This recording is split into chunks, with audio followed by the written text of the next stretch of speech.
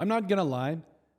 I really don't know what to make of the Minnesota Vikings right now. Being a fan for over 20 years now, this team, it ain't been easy. And that's the thing. Coming back against a Green Bay Packer team, or excuse me, getting out to a 28-0 lead and then finding a way to close at the end, that's great and everything. But can we not just win games easy? Is that not part of it? Because here's the thing. This raises questions to how good the Minnesota Vikings can actually be. You start out 3-0, you whoop up on the Giants. It is what it is. Then the 49ers, you come back. You're an Aaron Jones fumble away from taking it to the 49ers, which, okay, fantastic. And then finally, you go ahead and just absolutely shellac the Texans. Just take care of business. And then you go up against the Packers, 28-0. We're thinking it's all going to be the same thing. Sam Darnold's playing like an MVP candidate. And then this defense just lets him back into it. Well, we got to be able to be honest here. So the Xavier McKinney interception was an interception. Jalen Naylor also got that first down. I'm not trying to be a complaining Vikings fan, but this is just that the rest were horrible. And yeah, your offense couldn't sustain a drive to keep the defense off the field and keep them from getting gas. So that essentially explains the entire second half for the Vikings. But let's be very real here. The Vikings, to me right now, are a playoff team, knocking on all the wood. But they got to keep it going. You got the Jets next week. Sam Darnold is completing 68, nearly 69% of his passes, 11 touchdowns, 3 interceptions, a 118.9 quarterback rating. I believe he's number 1 in touchdowns yet again. Aaron Jones is playing very well. 64 carries, 321 and 1. Ty Chandler needs to get the ball more. That'll be a topic for another day. But this offense is playing lights out because just JJ out there, 20 for 358 and 4.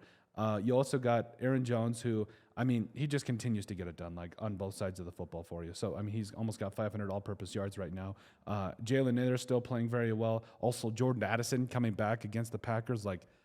Oh boy, this offense could be dangerous. And it's playing like it through the first 4 weeks of the NFL season. And I think we're just seeing really the small of it right now, and it can continually get better. But this defense, to me, is what is really interesting, because at every level of the defense, Brian Flores has this defense absolutely balling out. And it would be different if it was all all-stars. Now, don't get me wrong. You've got some really talented players on your defense, like Ivan Pace Jr., who was a UDFA superstar last year. Also, Blake Cashman coming over from the Texans. I think he had 11 tackles yesterday. He's been flying all over the field. Cam Bynum, one of the young and upcoming safeties in the entire NFL. But, you're doing it with largely the same personnel. Yes, you've added some different guys like Andrew Van Ginkel and all that, but overall, you're playing very well right now on defense when you can get off the field, is what it is, right? And I would still like to see more from this defense, specifically in the second half when, hopefully we can get some depth pieces in there. But you're turning the ball over, you're getting turnovers, you're stopping the run, and you're getting after the quarterback. Pretty easy recipe for success. But again, that comes back to the question, how good can the Minnesota Vikings be? You take down 3 pretty good teams. Again, the Giants are, I don't know. I'm going to be honest. But you take down 3 pretty good teams in the NFL right now. Again, one of which was in the Super Bowl last year. And yeah, they had injuries, but so does everybody.